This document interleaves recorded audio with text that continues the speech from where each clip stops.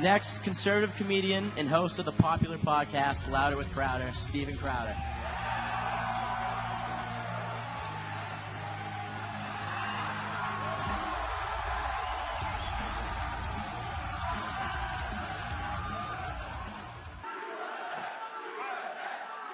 Please. Mr. Crowder, if you'd like to make your opening remarks. Hey! Thank you. Let's hear it for UMass Republicans putting this on. Come on, let them know you love him. Let's hear it for Milo. Let him know you love him. Let's hear it for Miss Summers. Let her know you love her. Time to listen up, you silly liberal fruitcakes. I came out here, I wanted to tell some jokes. Let's do some reality checks here. Do you have any idea, sir, how pathetic it must be to be you? These people wanted to come out and have a good time, hear a few jokes, some thoughtful discussion, but your head pops off the pillow in the morning with, oh, how can I be a professional victim today? Let me go in and screw with their act just because, oh my God, your parents didn't tell you that your opinion wasn't worth that much. Look, they're confused. You know why? Because I'm not your gender studies professor who has to cater to your trigger warning, microaggression, safe space bullshit. I didn't want to do this. I wanted to come out and tell a few jokes. You created this monster. We have to go. 10 more minutes of this. Let this reverberate. Let it be a life lesson. This monster right here that you're so afraid of, the face you see in your nightmares, was created by social justice warrior assholes like you. And now you have this wonderful faggot. That's what happens. We okay? We good? Yeah, we can. Yeah. Darling, you can call me what you like. Oh, okay, there we go. Crying out loud, listen. Nobody here wants to hear your opinion that much. And here's what's so crazy. You couldn't wait 5 minutes. Unlike leftists, we have an open panel and a Q&A session because we want an open idea. Oh, I'm a racist. There you go. That's a new one. Where'd you learn that one in Social Human Studies 101? Right next to the giant, I don't know, wild boar I couldn't see who said there's no such thing as fat chicks. Guess what? If you think there aren't, you are one, okay? Did he just make a fat joke? Yeah, I did. And no, it's okay, because I got some here, so screw you. I have a faggot pass and a fat pass today. We wanted to come out here and tell a few jokes. We wanted to have a thoughtful discussion. We want an open conversation of ideas. You guys can't be grown adults enough to literally wait 10 minutes to the point where we open the floor. And unlike leftists, guess what? We don't try and ban you when your speakers come to school. We don't show up and protest and call them, oh, shut up, you just got owned and now you're trying to come back 5 minutes later. It's like George... The jerk store called, they're running out of you, George Costanza, you androgynous little amoeba.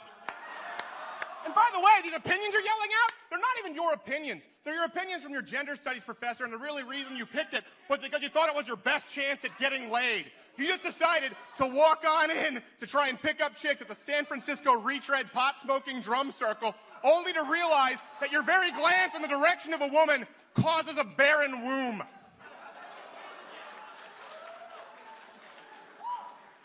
Oh, you think this is going to get better? No. Is he going to check his privilege? That's not going to happen. I don't want to come out here and give someone the finger, but it's because he walked out and this chick is a...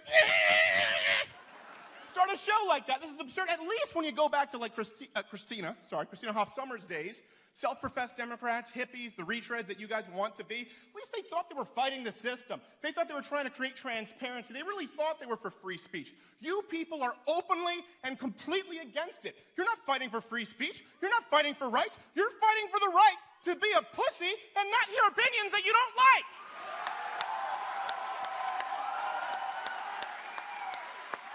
All right, I'm done. Oh. If you only take one piece of advice from this, okay? Please, sincerely, don't be an asshole your whole life. All right. At this point, we'd like to move into the discussion portion. So, as we stated earlier. Did you? What? Yeah, oh, I want to go? Yeah, okay.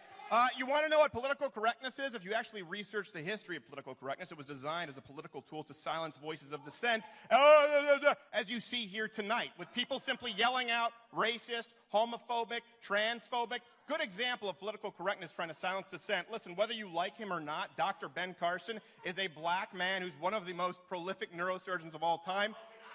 Oh, shut up. Shut up. I feel bad because I thought I was insulting. Please simmer down in the middle. Might be a chick. Excuse me. Could you please simmer down? Thank you. If they're going to attack Dr. Ben Carson, for example, as an idiot, racist bigot, a black neurosurgeon who was raised to a single mom in Detroit, okay? He wasn't Barack Obama. He was playing for the full-on black A-team. He played pro. They're going to do it to everybody. So you know what, at this point, just keep the cameras running. These people don't want to hear any differing opinions. That's what political correctness is. You want to know what political correctness is? Look around and listen. These people don't have arguments. They just yell out racist, and they call the gay guy here who has a fetish for black dudes a racist homophobe.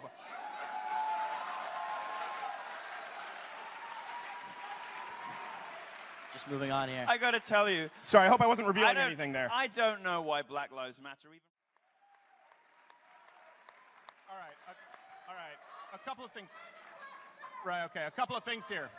All right, we get it. You're angry. Daddy never hugged you enough. Come on. Let me give you an example right here, okay? Right now. This girl right here just yelled out that we were all racist. What? You just said you're not a girl? Am I just trying to use Z, the gender neutral? What's up? Yeah, what's up? You just yelled out that all of us were racist. And then you asked a question. And the question was? There you go. It sounded better when you were yelling it with a chorus of backdrops. Let me explain. Okay, can I answer your question? Do you want an answer? Would you like an answer? Here's what's... No, you don't know the answer, sweetheart. Let me answer it for you. Listen, you have... Right here on this panel, you have a gay British Trump supporter, okay? You have a lifelong registered Democrat, open feminist, who's not a third-wave feminist, and you have a French-Canadian Christian conservative. So you may ask, why is there only white people? Because the only diversity you don't care about is that of intellectual diversity. Right. Yes, yes. Please be seated. One second. Please be seated. Thank you for your enthusiasm. Please take a seat. Please take a seat until the discussion is over. Thank you. Thank you very much. I appreciate the applause. You can continue doing that to drown them out if you need to. The final thing I want to say, come on, please zip it, okay, for a second.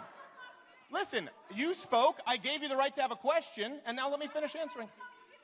No, you don't. You don't have the right without me giving it to you. You don't have the right. Excuse me. Let me finish the point. Okay, let me finish the point. These people who are yelling out, the reason they are so angry, the reason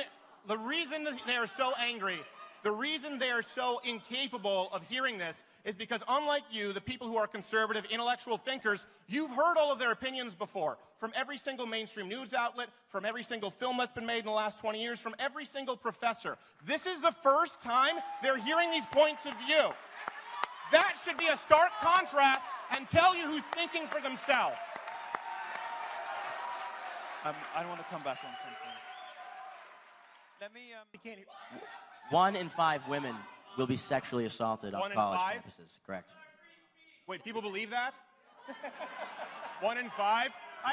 Listen, that's a number that we throw out there. Are we talking 1 in 5 like Lena Dunham, who had regretful sex? All right? Are we talking 1 in 5 like Columbia Mattress Girl or Virginia? Are we talking a Rolling Stone article? Almost every time. Listen, here's the reality. No man, no self-respecting man, except for single digits of a percentage point in population Earth, condone or like rape, okay? We didn't have a secret meeting behind your back, okay? There wasn't some secret patriarchy meeting on Tuesday, just like we didn't have some secret meeting to set some unrealistic standards of beauty, like, hey, what's the really screw with them? We don't even like boobs and butts, okay? So this idea to tar and feather, well, you know what, we want to talk about that. We want to talk about sexual assault, people saying there's rape culture on campus. Well, obviously, we can point out I'm sure you'll point out the obvious in the Middle East and the real rape culture with Islam and any Islamic country. Good luck finding your 4 witnesses in a Sharia court But you know what? You want to talk about the deck stacked against you? That's not an actual statistic. Boys don't do well in grade school through high school until they finally have the opportunity to study for the SATs, in which case they blow women out of the water.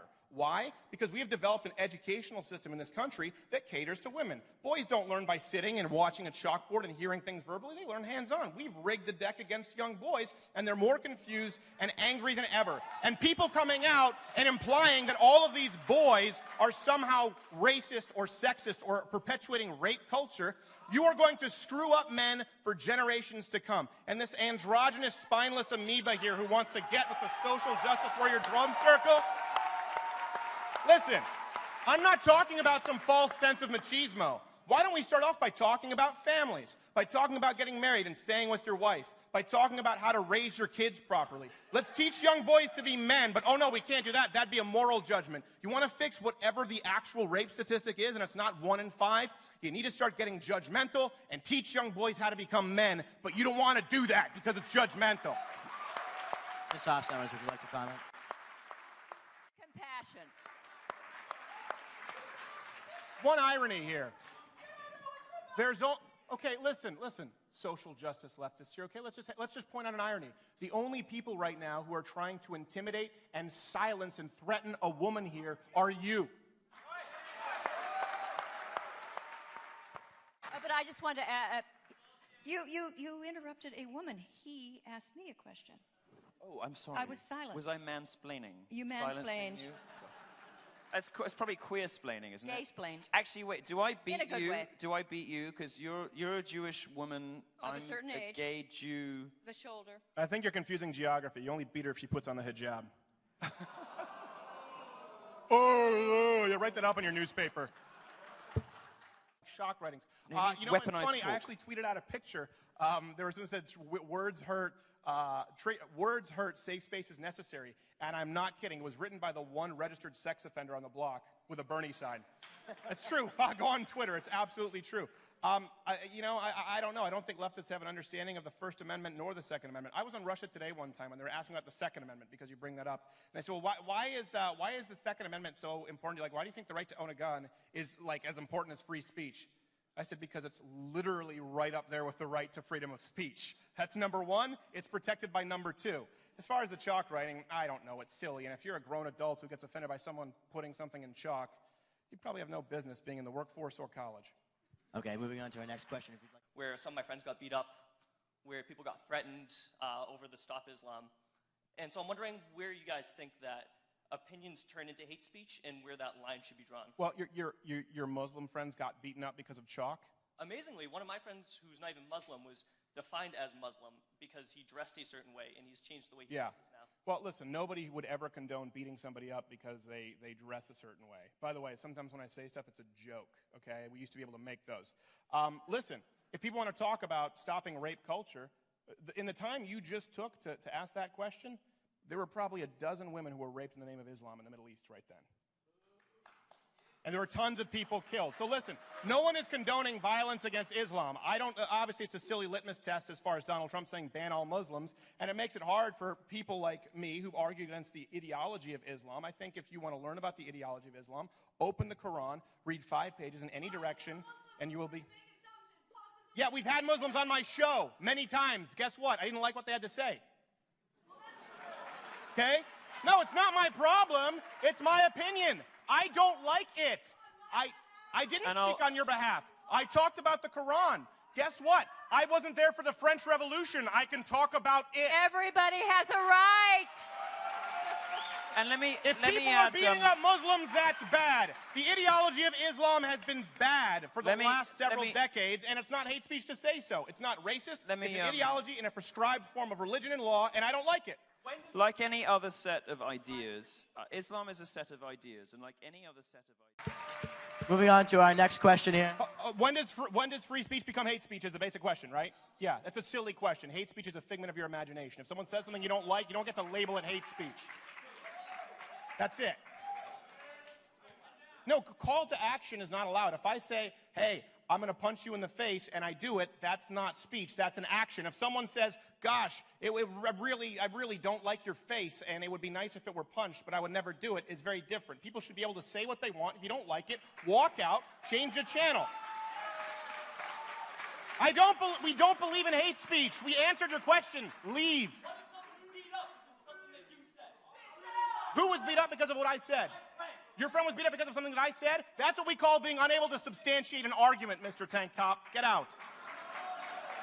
We have to move on to other questions. We'll take Shame on our me, next right. question here. Shame on your delts. Put a shirt Shame on your stylist, darling. We'll take our next question right here. All right, so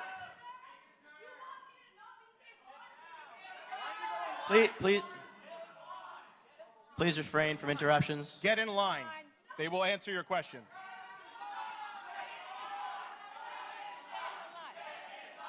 all right, so I wanted to start off. Each You know, question. it's a great example that Milo is drawing here, and he talked about people saying racist or homophobic things. Let me ask people in the audience, if you had the ability to travel back in time and stop someone like Hitler, right? Everyone here would do it, left or right. I'm giving, of course, everyone the benefit of the doubt. Why?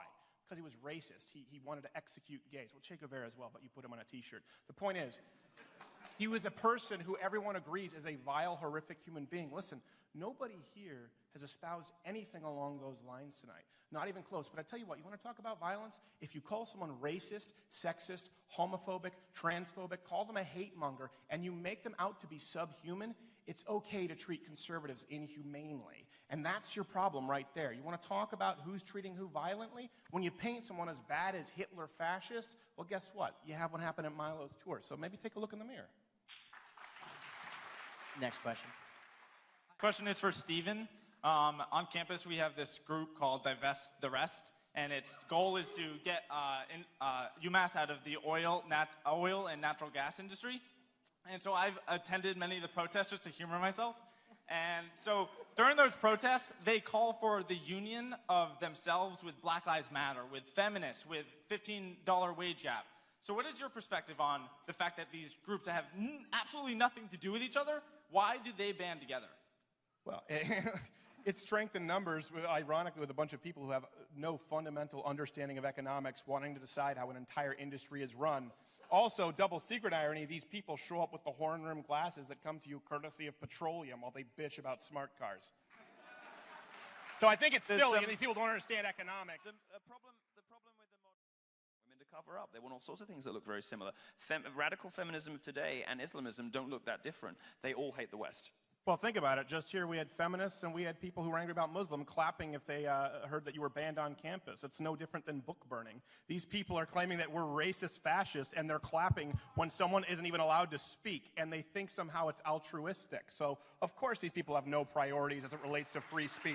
And It's just a hierarchy. Okay, black people here, gay people here, but not Milo. Let's move him over here. And then Islam, and then, I don't know, transsexual bathrooms. There's no principle to it. So every day it's about just who's the worst look at victim. the unholy alliance between people different about this. One final thing, because I do appreciate taking the question. It'd be two phrases. Listen, my problem is not, of course, there are plenty of great Muslims out there. Not every Muslim is a terrorist. It's important to note that. Muhammad was. And I have a problem with that. If you look and read about Muhammad's life, he killed, he called for the death of Christians and Jews. I have a problem with that. And you know what? That's okay. Just like atheists have a problem with Christianity. At this point, we'll conclude our question and answer section. One final round of applause for our speakers. Thank you. That's all we have for you tonight. If you would like to stick around,